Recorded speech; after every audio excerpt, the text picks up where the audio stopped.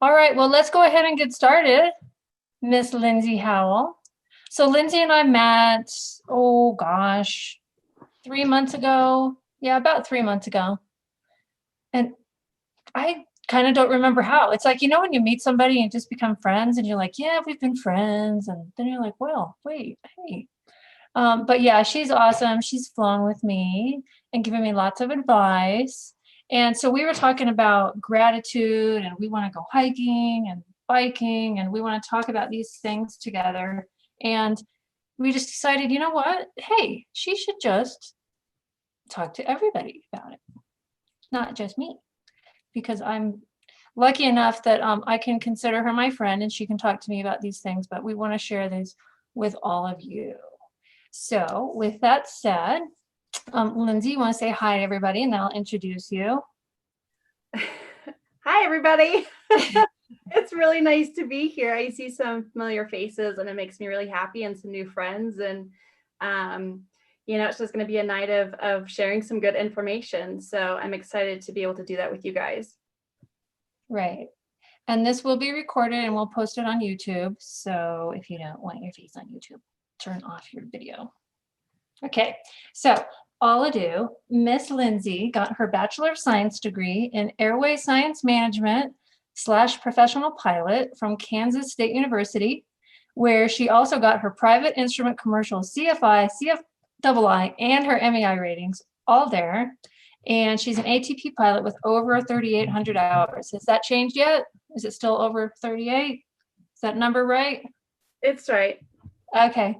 So she's flown many a plane, including the Hawker 800, King Air 200, Learjet 45, Citation 10, seaplanes, probably a variety of them, and Phenom jets. And I'm sure there's probably a few other ones in there that you've flown. And the seaplanes were in the Caribbean. So anybody who wants to talk about the Caribbean with her, I'm sure she'll talk about that. And she's married to a pilot and she's got 2 little girls. Some of her positions that she's had in the past are financial loan specialist at Cessna Finance Company. And she's managed a Part 61 flight school in California, in Monterey, where I think the weather there is a little sketchy, right? A lot of fog. Yeah, so you can tell us about that. And she was an interview consultant for Cage Marshall Consulting here in Denver. So there you go. Well, that just about puts us 3 slides ahead of the game. So thanks, Trimby. Okay. So just as Trimby said, we were talking a couple of weeks ago, well, just actually a week ago on how we could bring forth some information to you guys. And so I've been working on a slideshow and I'll share my screen and bring that up. So tonight's presentation is, okay, so we're going to do confidence, gratitude, and growth during COVID. So just as Trimby said, I have a 20-year background in aviation. I've had a lot of different roles and flown a lot of different airplanes. My personal philosophy is to be authentic, of service, and always courageous. I am very passionate about inspiring the next generation of pilots. So part of what happened was I took some time off after flying after having kids, and I started working for Cage Marshall Consulting, doing interview consulting for pilots who were basically gearing up to fly at the airlines. And I love that part of the job. I called it Pilot Beauty School. But I also got to see a lot of quirks that pilots had. Sometimes they didn't always have the best body language. They didn't exude the confidence. And so I would go up to my boss a couple of times and say, how can we help these pilots who need a little extra something than what we offer them?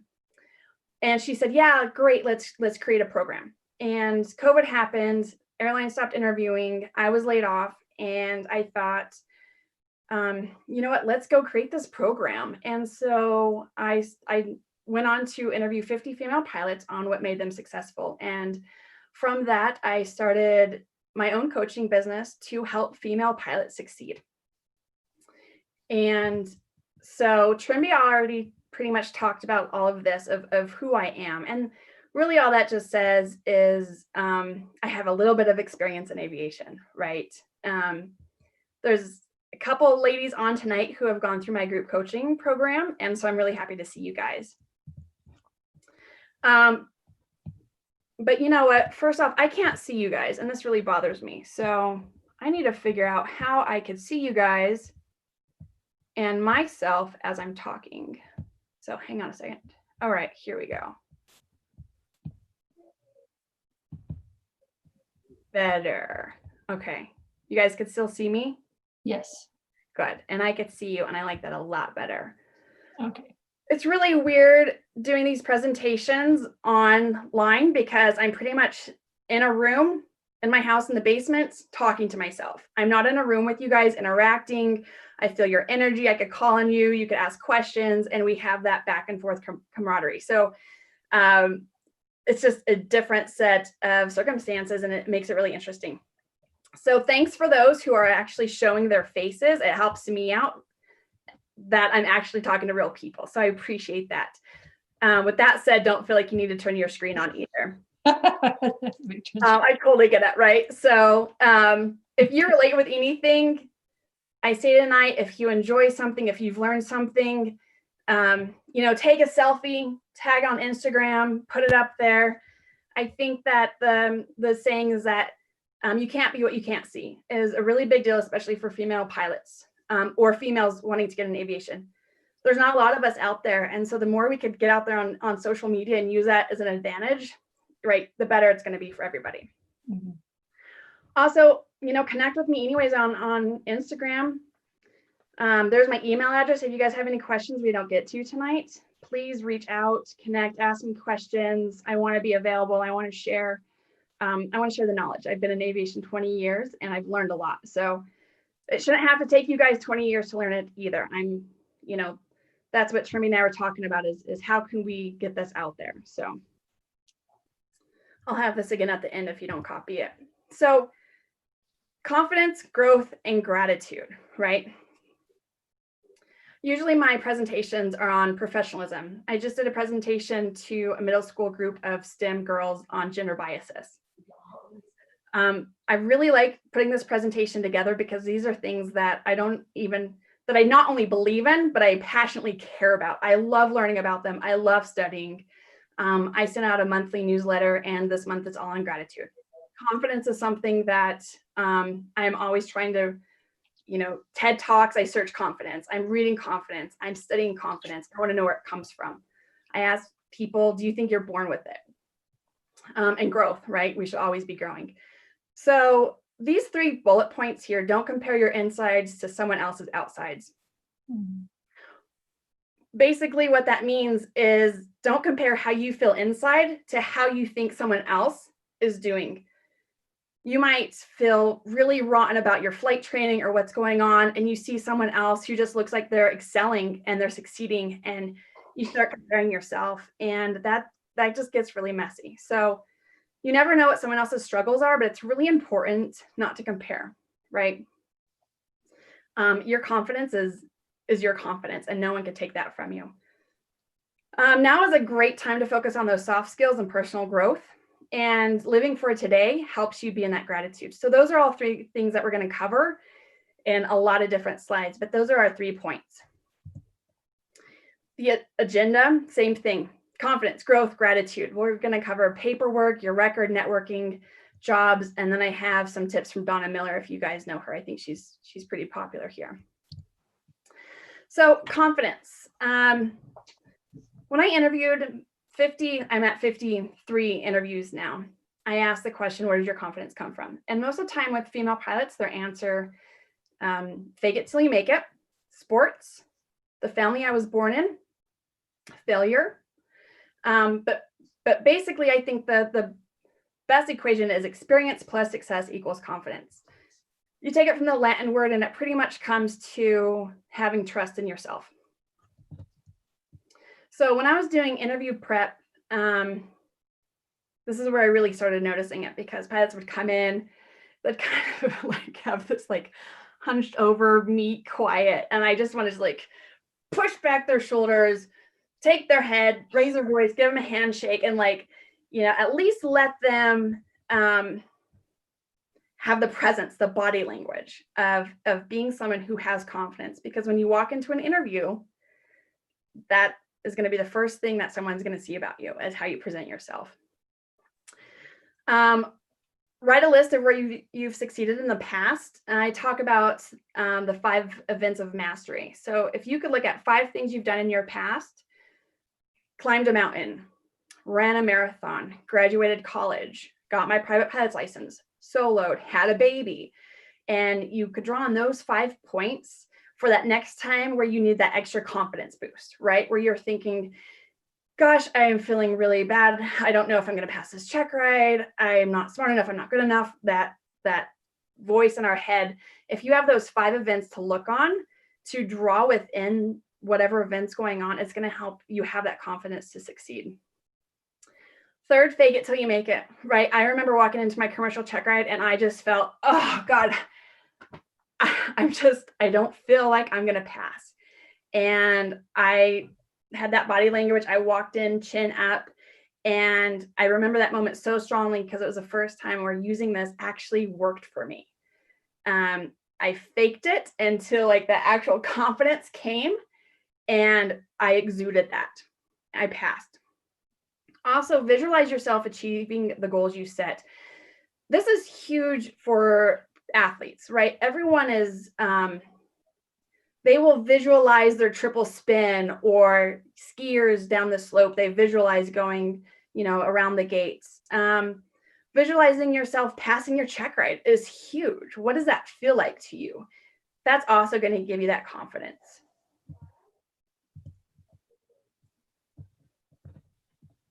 Next slide.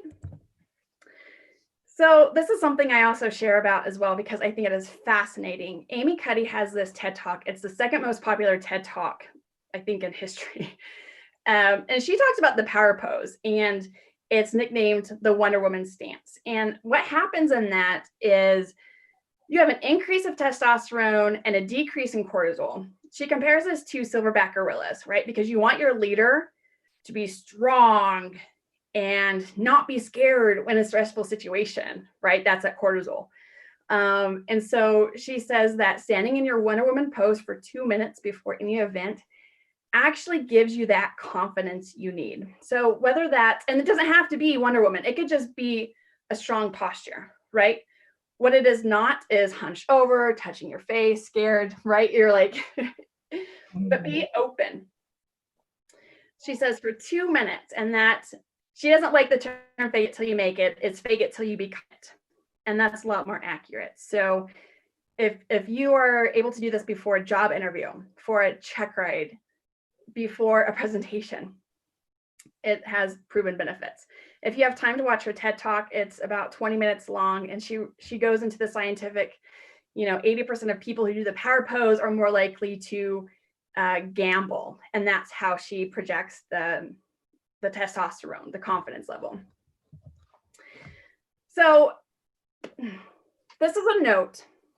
My best friend flies at Southwest, and she has a 10-year-old daughter. She shared this with me a couple weeks ago. This is a daughter writing a love note to Stephen.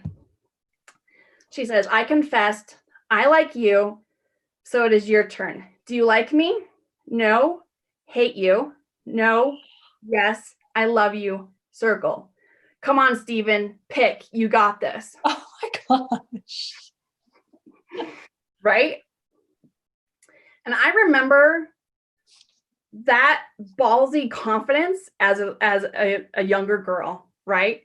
And I shared this with you because I feel like we all need to be at that level of confidence where rejection doesn't scare us. Fear of failure doesn't scare us. It's that thought of, you know what? I'm just going to ask. I'm just going to send the note. You could hate me or you could love me, but you got this, right?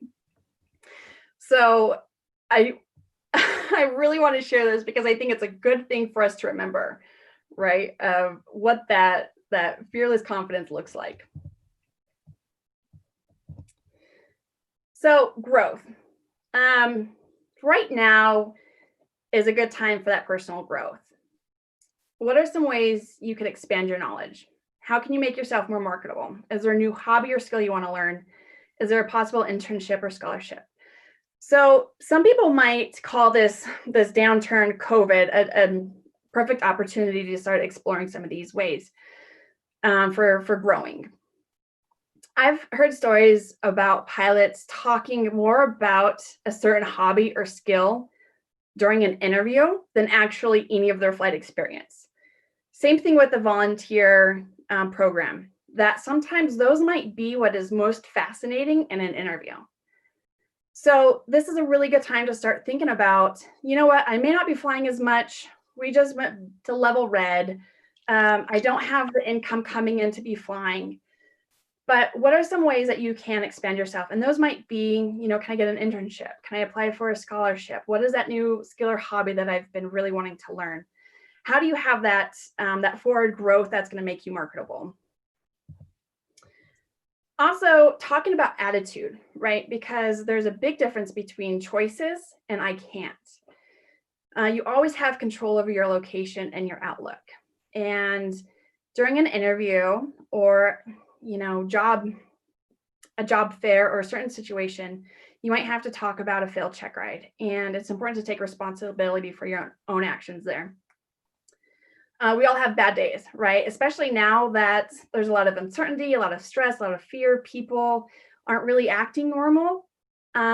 It's important to make sure that you don't let a bad day turn into a bad stain on your record. And I like to, something I've learned is I can start my day over at any time. So even if it's, you know, 3 p.m. and I get upset about my kids or something, I can always start my day over. You don't have to wait till the next day. So I'll share that trick with you guys. Hire for attitude. A lot of people say that, you know, you could train a monkey to do the job, but it's important to hire for that right attitude because you're going to be, you know, on the road with this person for 5 days.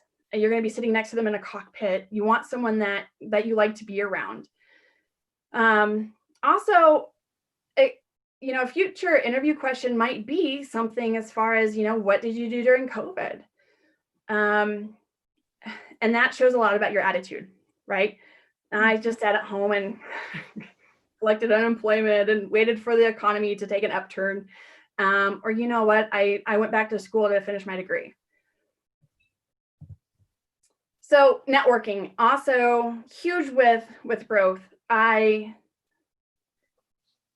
could pretty much say all the jobs I've ever had flying have been from networking. That's I met someone who turned in my resume, or an old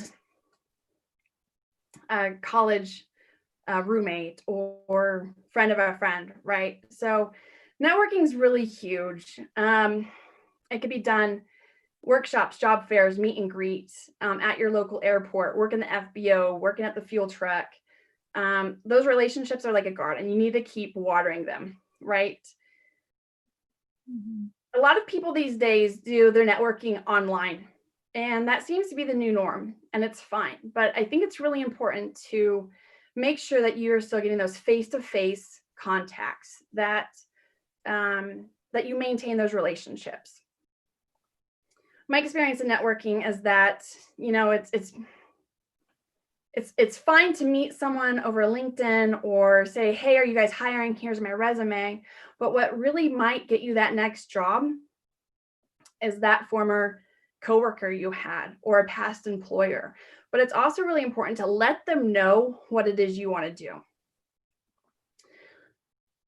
I was flying a Citation 10 years ago. And 12 years ago.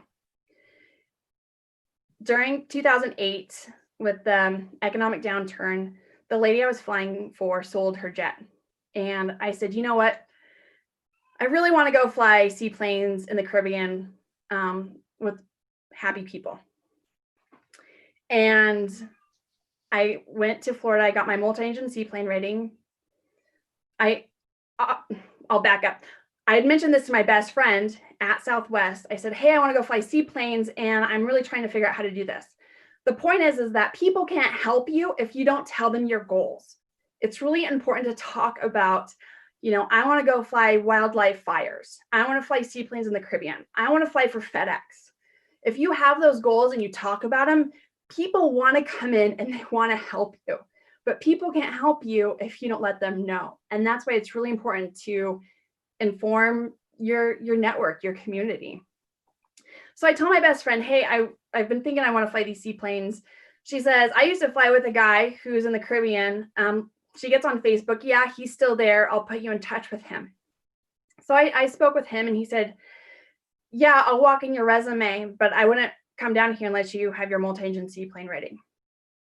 I had my single engine C a couple years prior, but the company was flying Twin Otters on float. So I needed my multi-engine seaplane rating. So I lost my job, went to Florida. I invested in myself. No one else was hiring. I got my multi-engine seaplane rating. The guy turned in my resume. I sold everything. I went to Central America. I went to go, grow my horizons. And a year later, when they were hiring, they called me up, and I, packed up my stuff and went down to the Caribbean. The guy who walked in my resume ended up being my husband. But that was, one example of networking. Is a friend of a friend was able to make sure that my resume was on top of the stack, right? But I was also qualified, I was available, and I had a good attitude. So long story short, right? Importance of networking. This is a picture of some of your contacts. It could be past jobs, where you went to college, 99's Women in Aviation. I volunteer at pre-flight camp as the volunteer coordinator. I've instructed at flying clubs before. All of these have been networks for me from jobs that I've actually had. So when you put yourself in the middle here, what are your networks and how can you reach out to them? Now's also a really good time to water those relationships. And, if there's someone that you haven't spoken to in 5 years, reach out and say, hey, what's going on? What do you know about who's hiring? What's going on? It's a lot more valuable than just applying for a job on LinkedIn or online. So what else can you do? Join a club, NGPA, Women in Aviation, 99, OBAP. It's, one thing to have a membership listed on your resume, but it's a completely different thing to actually be involved and active in a membership or a chapter. So, if Women in Aviation, if you're president, you're going to put Mile High Chapter president, and that's going to show a lot more than just saying member, right? Because a lot of people put money and you could be a member of anything, but when you actually get involved, that's going to show a lot more for you. Likewise with volunteering, I think it's really important to volunteer for a place that you're actually passionate about. The airlines and a lot of cargo companies, they want to see that you are volunteering and that you're active. But if you don't enjoy where you're volunteering, it's not going to matter. And you won't get those networks and you won't get that advancement. So and the airlines don't care if you're volunteering at Angel Flight or, the Boys and Girls Club.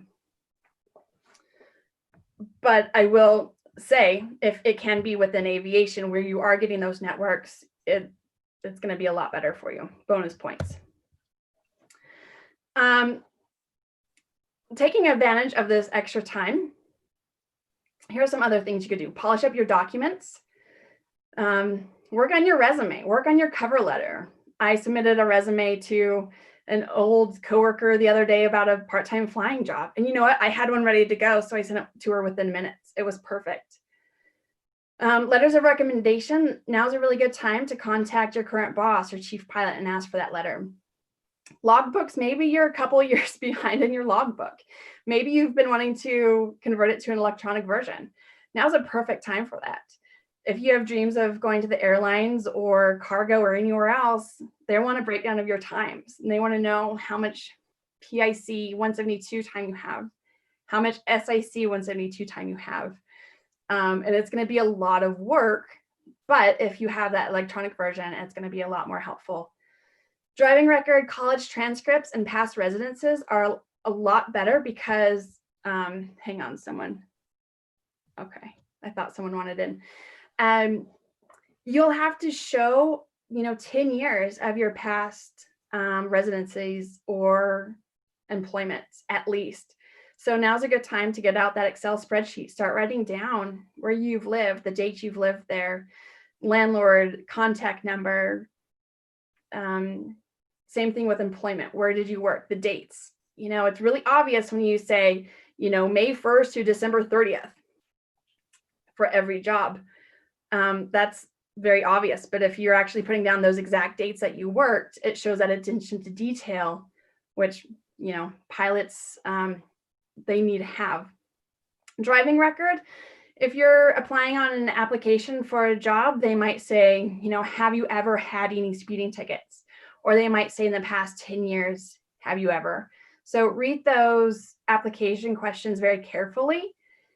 But, go to the National Driver Register and you could pull your driving record from all the states you've lived in so that when it comes time to putting all that information down on your application, you have it ready to go. And there's no guessing of, oh gosh, did I get a speeding ticket? Was that a warning? What year was that? What state was that in?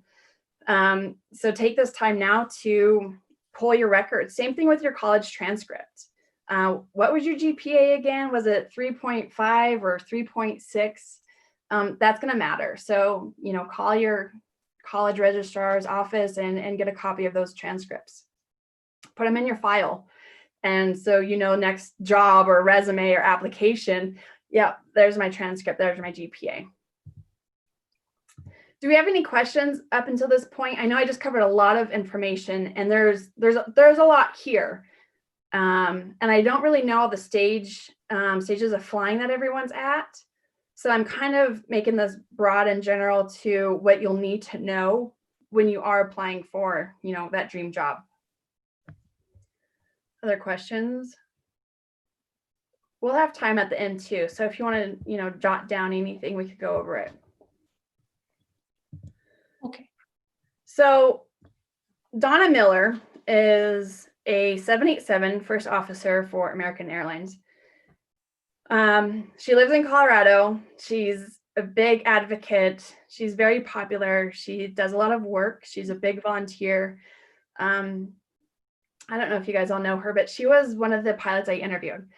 Donna has 4 tips, and they're perfect for this presentation.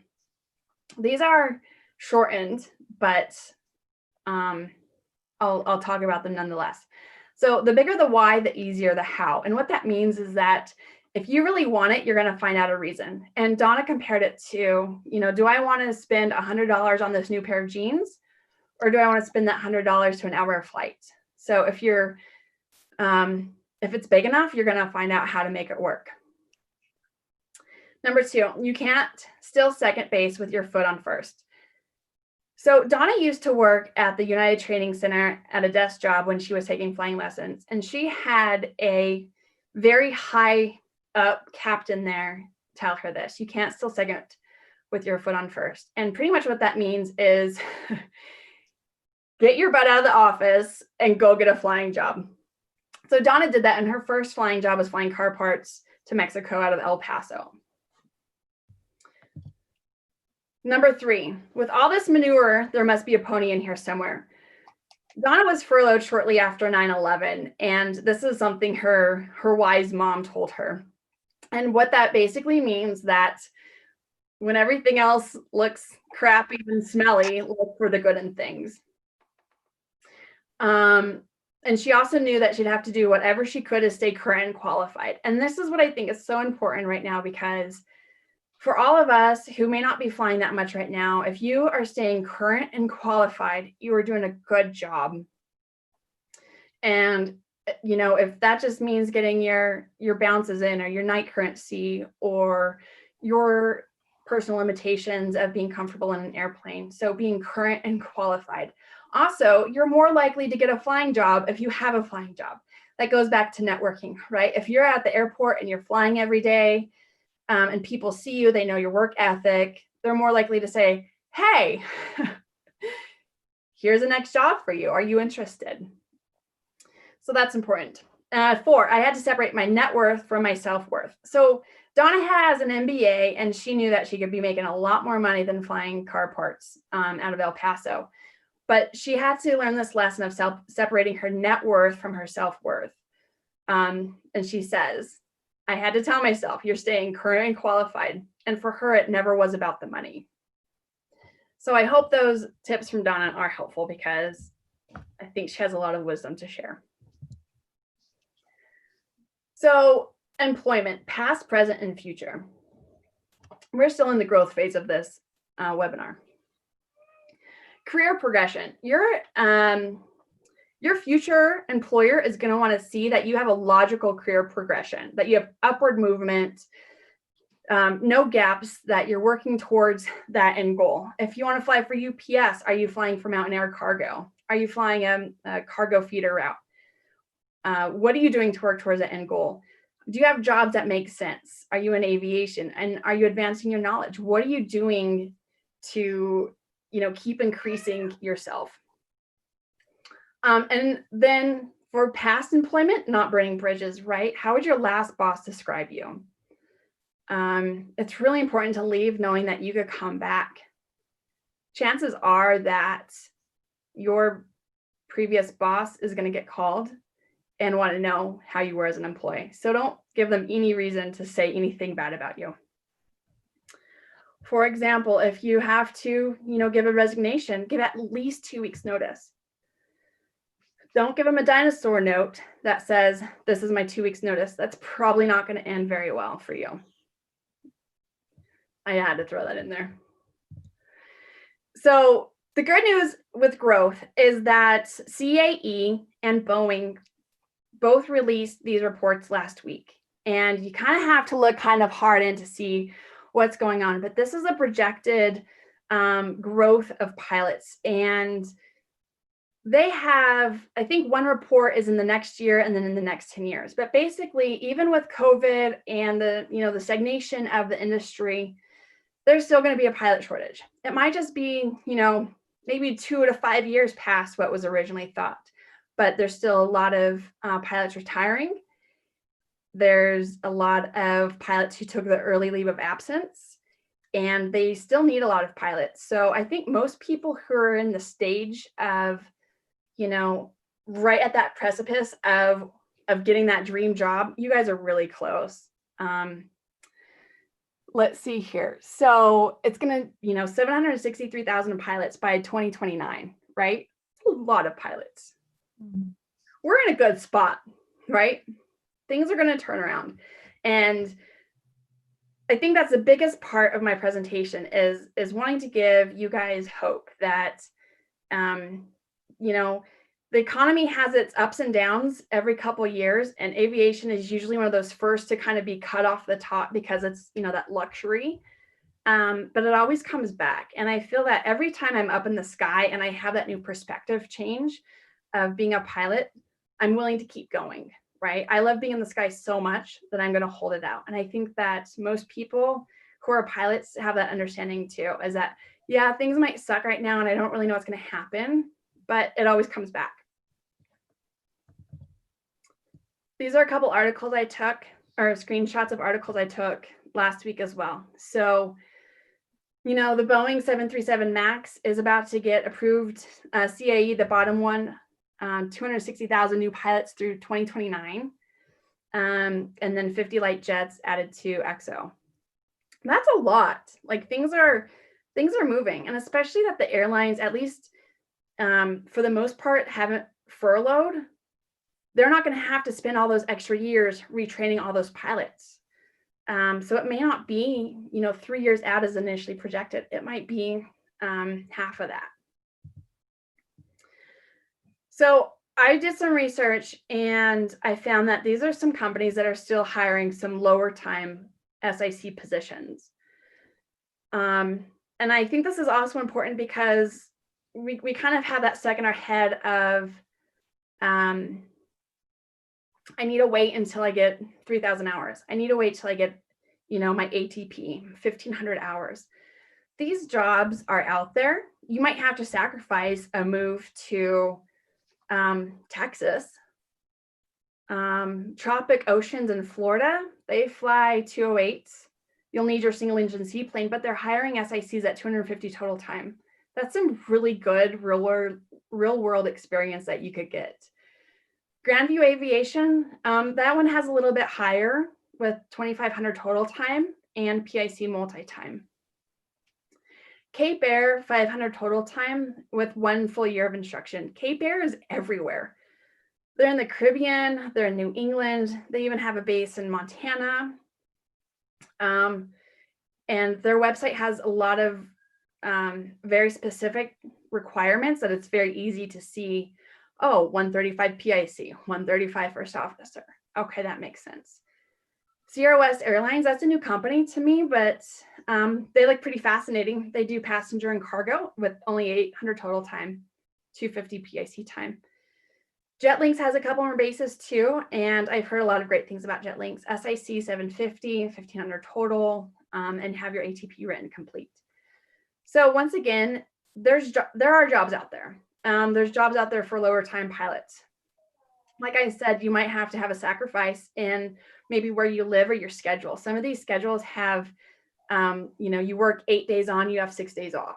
I'm a mom, that doesn't work for me. But maybe for you starting out, that's a good spot for you. If you guys want this slide with the websites on there, let me know and I could make a copy and email it to you too. So on to gratitude. So I think gratitude is really important. It goes back to that hire for the right attitude, networking, be someone that someone wants to hire. Because if you have gratitude, chances are you're probably a pretty fun person to be around. You probably have a good outlook. You're probably easy to get along with. And it keeps me in the moment. And so I'm not living in, the fear base of what's going to happen with the economy, with aviation, with this next job. It makes today good. And if today's pretty good, then there's not much else there that's needed. So these are 7 things that gratitude gives. Just like I said, opens the door to more relationships, right? Better physical health, psychological, empathy, reduces aggression, you sleep better, improves your self-esteem and your mental strength. Wow, right? Like that covers a lot of things. So some ways to practice gratitude, write a daily gratitude list, and that could be really simple. That could just be 5 things, right? My health, my family, my job, the sunshine, hot coffee. Meditate, even if it's for 10 minutes a day. There's a lot of scientific facts out there of how meditation improves your brain. Same thing with, I just lost my train of thought. Meditation's good, right? Doing secret acts of kindness. That's probably one of my favorites because it really gives me a big dose of serotonin, right? When I do a secret act for somebody, I feel giddy all day long. And I'm like, oh my God, that felt so good. I can't tell anybody. And it works really well if you're having a bad day, right? It's one of those things to restart your day. Appreciate this day, this hour, this moment, right? There's a lot of unknown tomorrow, but if you could really be in today in this moment, I find that that's pretty good. So in conclusion, walk with confidence, right? Have your body language, have a good self-presentation, fake it till you make it, power pose, right? I saw it. Yeah, there you go, Trimby. So I punch my back, actually. You're right. It feels good too. So network, you could always be networking. It's basically just maintaining those relationships. Stay current and proficient, just like Donna said. And grateful people are contagious people. So I find that when I have an attitude of gratitude, I'm more fun to be around and other people want to be around me too. And it probably increases my chances of getting hired. Just like this little girl. I love this picture so much. I use her on almost every single slide. Love who you are. But not only is she having this amazing power pose, she is just, chin up, owning it. Nothing is going to get in her way. So that's the end of my slide on confidence, growth, and gratitude. Awesome. I loved it.